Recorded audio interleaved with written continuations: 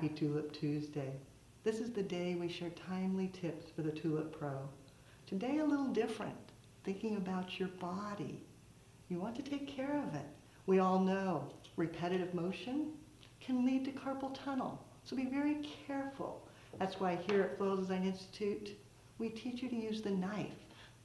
That motion does not lead to carpal tunnel. For full technique, look at a previous Tulip Tuesday where we showed you how to use the knife.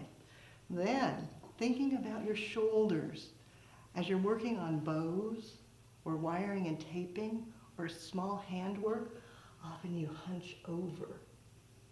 That creates problems on your neck and shoulders.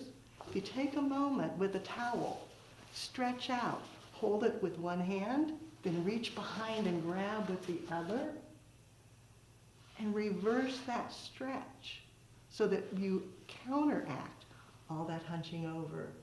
A little bit of effort to take care of your body will make the day so much better. Now you know how the pros do it.